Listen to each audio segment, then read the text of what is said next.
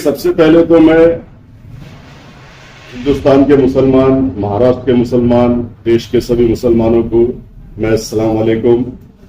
मैं शुरू करता हूं अल्लाह के नाम से, डरता नहीं हूं किसी के बाप से। और रहा सवाल, जैसे आपने कहा कि असद अवैसी ने यहाँ पर वक्फ बोर्ड अमेंडमेंट बिल के बारे में बोलकर जो प्रेस कॉन्फ्रेंस ली, अच्छी बात है, उसको विरोध करना चाहिए। अगर सरकार बिल ला रही है, वक्फ बोर्ड के खिलाफ ला रही है और वक्फ बोर्ड में चेंजेस कर रही है, तो उसके खिलाफ बोलना चाहिए। हम भी बोलेंगे, सारा हिंदुस्तान का मुसलमान बोल रहा है, उलमा मौलाना हमारे बोल रहे हैं। और बोलते बोलते इसको वक्फ बोर्ड जिस तरह से प्रेजेंट कर रहे हैं, असद अवैसी, शक्ति कपूर और जितने भी एमआईएम के लोग हैं, ये प्रेजेंट करते करते इसमें राजकारण भी ला रहे हैं। रहा सवाल कि मोदी सरकार बिल लाने के बाद, बिल पास होने के बाद मस्जिदों को नुकसान पहुंचाएगा, दरगाहों को नुकसान पहुंचाएगा, कब्रिस्तानें हमारी जाएगी, दफन करने के लिए हमारे पास जमीन नहीं रहेगी। तो मैं आपके माध्यम से हमारे शहर को, मराठवाड़े को, महाराष्ट्र को, पूरे देश को बताना चाहता हूं, ऐसे 7 मोदी भी आ गए तो हमारी मस्जिदें छीन नहीं सकता, हमारी कब्रिस्तानों को नस्ते नाबूद नहीं कर सकता, हमारी दरगाहों को नस्ते नाबूद नहीं कर सकता। 7 जन्म भी लिया मोदी और अमित शाह ने, 7 जन्म भी लिया। मुसलमान कौम इतनी बेदार नहीं है कि हुकूमत के सामने झुक जाएंगी और हुकूमत से डर जाएंगी। हुकूमत किसकी भी हो, ये भारत रत्न डॉक्टर बाबा साहब अम्बेडकर ने हमको संविधान दिया और ये देश संविधान के तहत चलता है।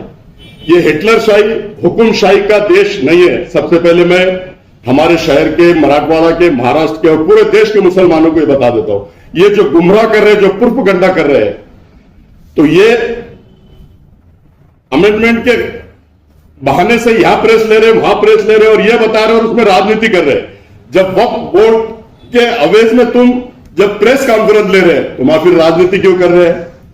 वहां क्यों उलमा मौलाना को बुलाकर ये भीख मांग रहे हैं कि एक बार इसको इम्तियाज जलील को जिता दो? और ये मर्द मुजाहिद है। अरे ये मर्द मुजाहिद है तो बाकी क्या सब वो है? अरे मर्द मुजाहिद हमारे जैसे लोगों को बोला जाता है, ऐसा सिक्सर को नहीं। ये सिक्सर है। ये काय का मर्द मुजाहिद है शक्ति कपूर? इसने 10 साल में हमारी कौम और मिल्लत का क्या फायदा किया? कौम और मिल्लत के नौजवान साथियों को अंदर डालने का काम किया, बटन प्लेयर बोला, वक्फ बोर्ड की आवाज उठाया जालना रोड की। ये मर्द मुजाहिद है जो वक्फ बोर्ड की जमीनों को 26 तारीख को बोल रहा था कि यहां पर धरना देंगे, मोर्चा देंगे, बैठ के एफआईआर करूंगा, धरना सेठ सब अंदर जाएंगे। ये मर्द मुजाहिद है जिसने 7 करोड़ रुपए जालना रोड के उसमें ले लिया और एक झूठा नाटक करके कोरोना होगा बोल के झूठा 3 दिन के लिए आइकॉन हॉस्पिटल में एडमिट हो गया। जब धरने का दिन था, सब धरना सेठों ने 7 करोड़ रुपए दे दिया। और ये मर्द मुजाहिद है जो वक्त की प्रॉपर्टी, और तुम ही बोल रहे हो कि यतीम, यसीर, बेसहारा, इन लोगों के काम वक्त की प्रॉपर्टी आती है।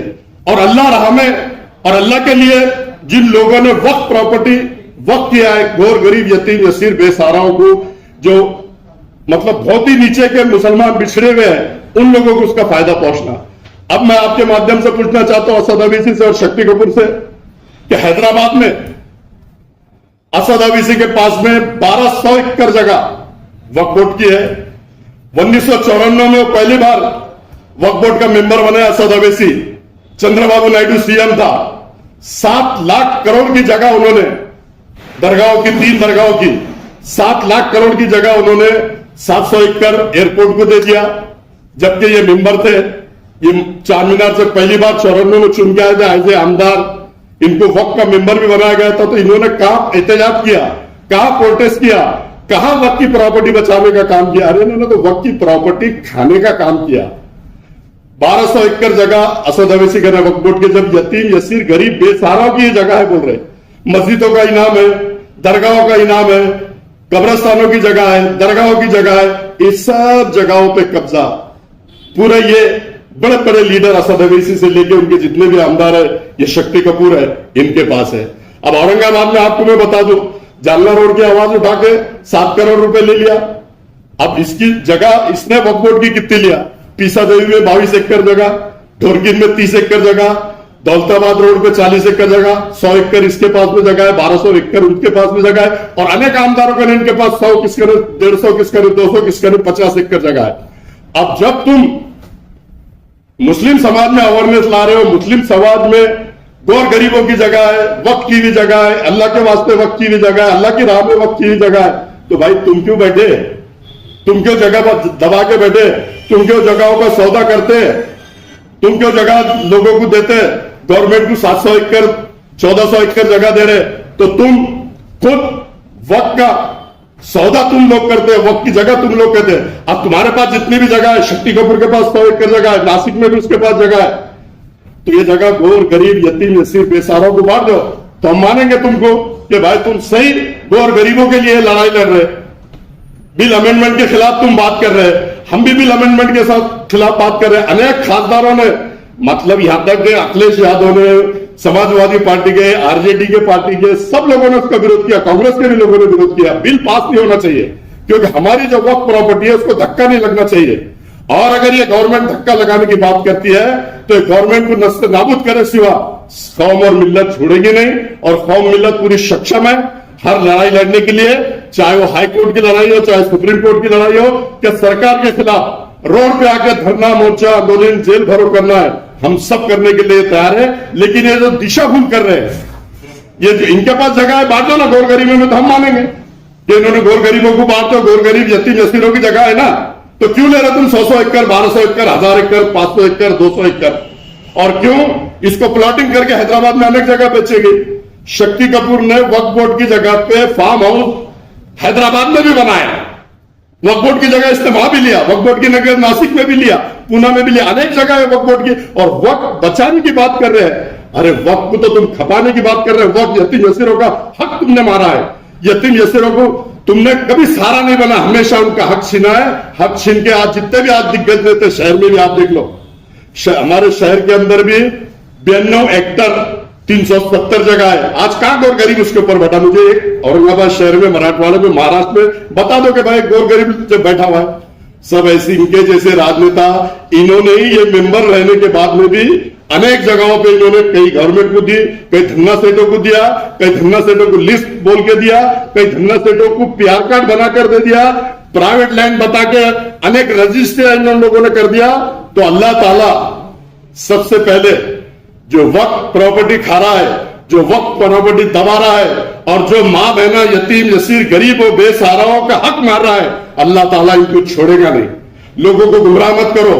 और लोगों में अब जब वक्फ बोर्ड के खिलाफ तुम ईमेल करो, मुस्लिम में जागरूकता लाओ, 50 लाख भेजो, और 50 लाख का 1 करोड़ भेजो, 50,000 का 5 लाख भेजो, लेकिन वहां तुमको अपने कैंडिडेट 5 डिक्लेयर करने की क्या जरूरत थी?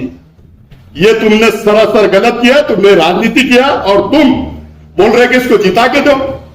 अरे इसने खुद इसके वीडियो में बोल रहा है कि मेरी नियत में खोट है तो अल्लाह ताला मुझे कभी जिताएगा नहीं, और अगर मेरी नियत में खोट नहीं है तो अल्लाह ताला रास्ते बनाएंगे। तो मैंने इससे पहले भी कहा कि अल्लाह ताला ने तेरे सारे रास्ते बंद कर दिया, और तेरे रास्ते बंद हो चुके, क्योंकि तूने गरीब यतीम यसीर बेसहाराओं का तूने हक मारा है, और तूने हक छीना है, और नौजवान बेगुनाहों को बटन प्लेयर बोल के तूने अंदर डाला है। तो कौम और मिल्लत कभी माफ नहीं करेंगे। तू हर बार बोला हर बाइट में कि मैं 2 बार दुआओं से चुन के आया, तो मैं भी मानता। और गरीब लोगों ने, मुसलमानों ने, मां बहनों ने रोड पे दुआ की, रोड पे सजदे करे कि तू मुसलमानों के काम आएगा, मुसलमानों की वक्त की प्रॉपर्टी बचाएगा। अरे वक्त की प्रॉपर्टी तो तू खुद खा रहा, वक्त की प्रॉपर्टी पे तू खुद कब्जा कर रहा। अनेक 100 एकड़ जगह तूने यहां पर औरंगाबाद में ले लिया जब से वक्फ बोर्ड का मेंबर बना और खासदार बना, और तू क्या बात करेगा? अरे तू हमेशा से वक्फ बोर्ड, गवर्नमेंट, इनके बीच में जो तेरी साठगांठ है, ये लोगों में आ गई, लोगों में अवेयरनेस आ गया, और तू कितनी भी चाल चल और कितना भी गेम खेल, अल्लाह ताला तेरे को जीतने नहीं देगा। आपके माध्यम से मैं स्पष्ट कहता हूं। जो सेकंड नंबर पे आया उसकी वजह यह है कि बाला साहब का झूठा पार्टी का लेटर बना दिया गया, मेरा फोटो उसके साथ शक्ति कपूर के साथ चिपका दिया गया, और यह कहा गया कि अफसर खान ने कौम और मिल्लत को पार्टी में दे दिया, और बाला साहब ने भी दे दिया, इसलिए यहां आया। नहीं तो चौथे नंबर पे हमारी हर स्पीच में और हर प्रेस में हमारी बोलना था कि चौथे नंबर पे जाएंगे, चौथे नंबर पे जाता था। आपने पूरे महाराष्ट्र में आप दूर दूर तक जाके देख लो, ये 2000 भी वोट क्रॉस कर नहीं पाए। और इनकी झूठी मक्कारी गद्दारी कब तक चलेंगी? मैं समझता हूं इनका खेल अब खत्म हो चुका है, लोग समझदार हो गए, समझ गए। सर यानी कि आपका बोलना यह है कि वक्फ बोर्ड बचाना एक अलग चीज है और राजनीति एक अलग चीज है। हाँ, सवाल ही नहीं आता ना।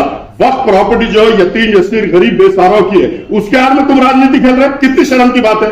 उसमें तुम वक्फ बोर्ड के लिए तुम यहां आ रहे, वक्फ बोर्ड की प्रॉपर्टी बचाने के लिए आ रहे, मस्जिदें बचाने के लिए आ रहे, दरगाह बचाने के लिए आ रहे, कब्रिस्तान बचाने के लिए आ रहे, और बोल रहे कि इसको जिता कर दो, 5 कैंडिडेट को जिता के दो। कितनी शर्म की बात है। चुल्लू भर पानी में ऐसे लोगों को डूब के मरना चाहिए।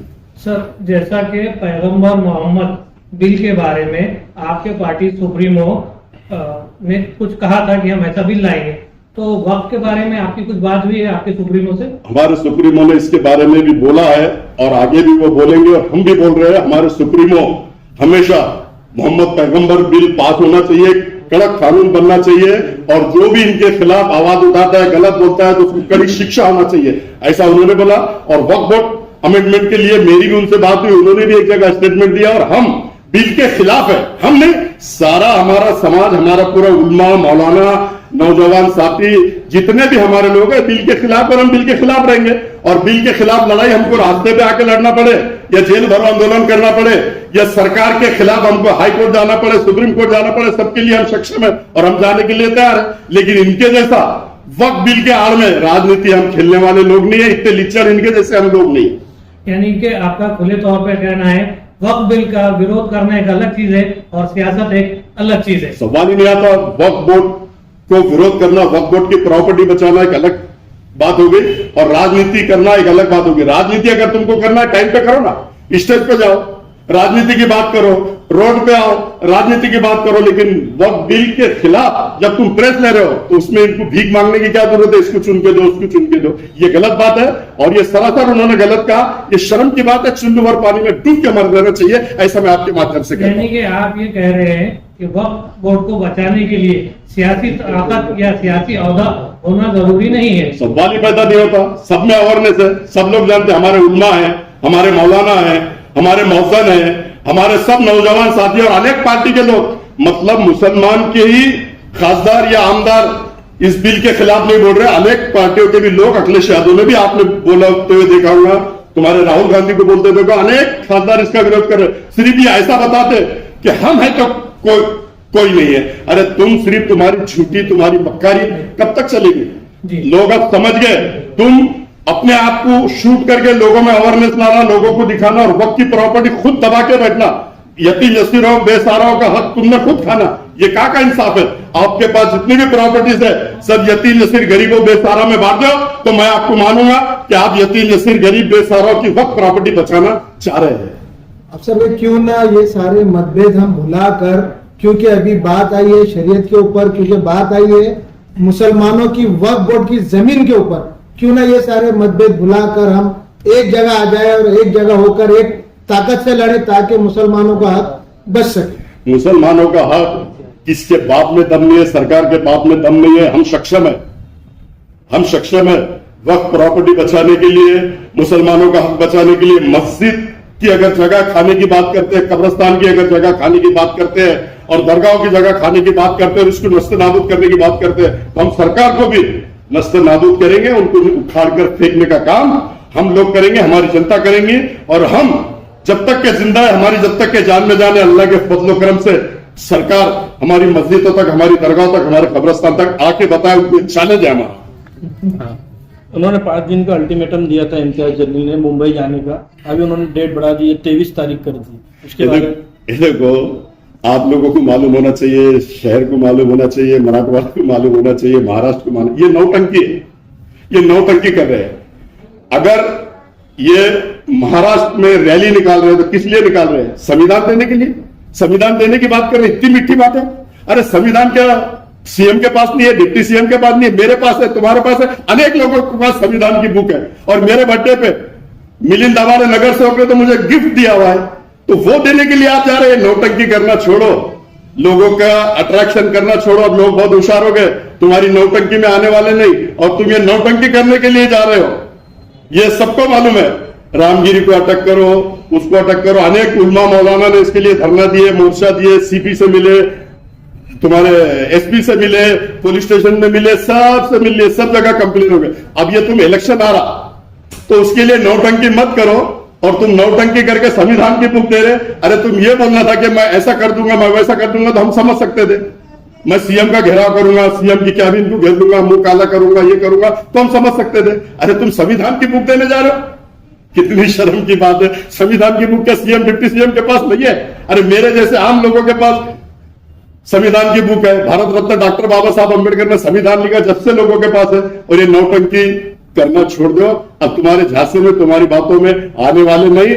और तुम्हारी जगह, तुम्हारी हैसियत, तुम्हारी औकात लोगों ने खासदार इलेक्शन में भी बता दिया। 800 वोट, 1000 वोट, 1200 वोट, और आमदार में भी बता देगा। तुम जितनी इतनी बढ़ चढ़ के बातें करते हो, छूटी मक्कारी खेलते हो, लोग समझ गए, लोग होशियार हो गए अल्लाह के फजलो करम से। अब तुमको तुम्हारी जगह बताने का वक्त और समय आ गया है। सर, उलमा लोगों की तरफ से एक स्कैनर जारी किया गया है, तो उस स्कैनर को लेकर आप मुसलमानों से क्या अपील करते हैं? देखिए, सारे मुसलमानों से हमारी